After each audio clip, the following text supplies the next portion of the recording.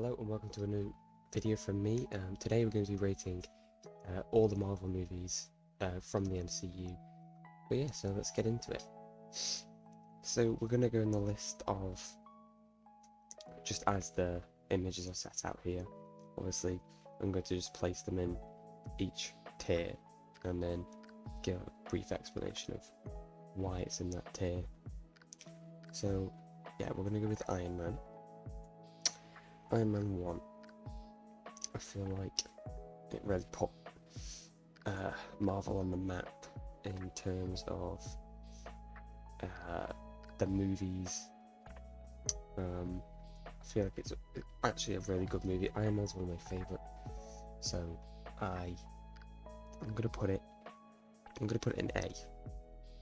Now it could go to an S, but I'm gonna put it in A now, just because I don't want to make it seem like I'm just going to put everything in S just because I really enjoy Marvel movies.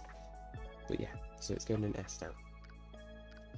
Now, Guardians of the Galaxy. I feel like it's a good movie. I feel like you get introduced to all the characters. I feel like they're a good group, obviously. The scenes in it are pretty good. The story's decent, I guess. So I'm gonna put it in.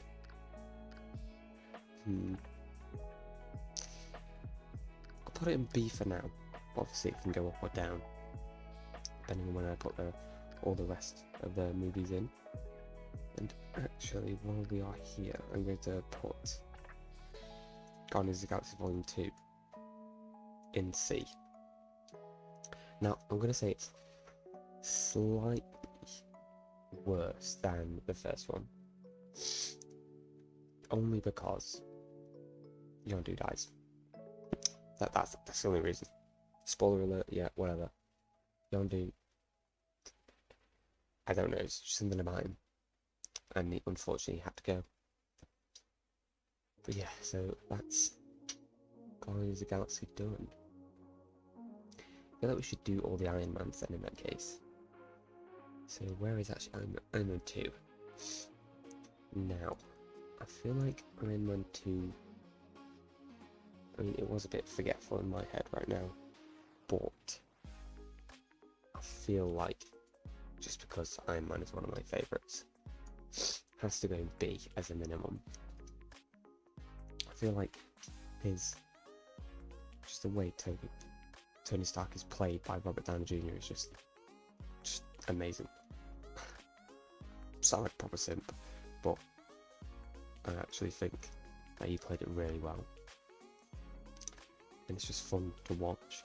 And I just love seeing all like the different marks of his suits.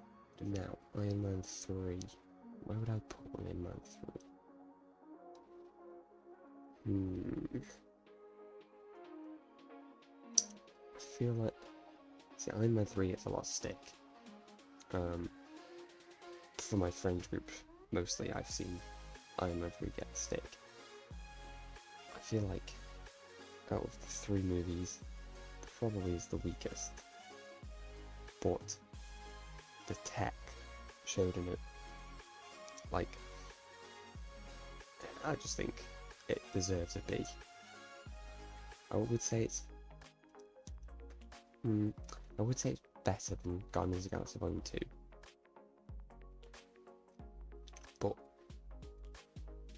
yeah, it's staying there, Let's move on to the Avengers movies now. Right, so Avengers 1. I feel like this movie was obviously okay. Loki is probably my favourite villain / hero from the whole MCU. Only because it's just the way it's played. It's so perfect. So obviously with that, and with Loki being the main villain of Avengers 1, I'm going to put it in A. I feel like it was a very good movie. It was so solid. Obviously putting all the characters together from the different franchises, not franchises, but like different movies, standalone movies. It obviously set up for the rest of the MCU, bringing all the characters in from different movies. Like Doctor Strange this year, he's been in so many different movies, like doing cameos, like in Ragnarok. He was in obviously Infinity War and Game, Doctor Strange 1. He's going to be in this new Spider-Man. Yeah, so obviously for interconnecting movies, it's going to be Age of Ultron. Obviously it came with the introduction of Vision, which I also like. I feel like Vision is a very cool character. I feel like slightly worse than Avengers 1. Worse as in, like, compared to Avengers 1, it didn't really bring anything new in terms of, like, of bringing this team together. It was a good movie, so I am going to put it top of B. I feel like it does definitely beat Iron Man 2 and 3, and it definitely beats Guardians 1. And I feel like it does belong up in the top 3 band, so I'm going to keep it there. Now, Avengers 3, Infinity War. Again, this shows Iron Man's tech to be in its best form. Obviously at the start we get to see all the different teams being built, so you've got like Cap, Black Widow, Sam, Wanda and Vision, or they all go into one. You've got Hulk going from Loki and Thor to Doctor Strange, Iron Man. It's a great movie.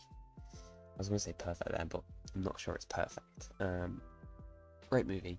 It split up the characters very well, and also introduced them to each other very well also. So for that reason, I'm going to put it in A. I feel like I'm going to put it in S. I'm going to put it in S just because, obviously, bringing all the characters into this one, it showed all connections between each movie and how the stones have always been there, and how there's been this underlying story which has just led to this one moment. So yeah, that's also going in S. Endgame. What do I say about this? It did not feel like 3 hours. I've watched Endgame multiple times. Many of times, in fact. And I think it's such a good movie. And the ending is so bittersweet. Like they've won, but at what cost? Obviously it's Iron Man's final movie. It was just a great movie overall. There's just not much to say else about it. Okay, we're gonna go to the Thors. So Thor 1. I thought Thor 1 was okay. I love Thor as a character. Thor's his powers, his hammer, his family, like the connections between his family, I think that's great. But this movie wasn't obviously the best. So for that, I'm going to place it in C. Now, I do think Guardians of the Galaxy Volume 2 was better. Obviously Thor introducing us to every single character. Great movie. Great characters. But just maybe the wrong way of doing it. Now, here is the controversial one. Thor: The Dark World. I enjoyed this. I actually really enjoyed Thor: The Dark World. I've watched it more than I have watched Thor 1. So that is going to have to go above Thor 1. I do think it deserves a C roll at least. Now Ragnarok. That's going straight S tier. Obviously it's got Doctor Strange, Loki, Hela, Thor, Hulk. I thought it was a very, very good third movie.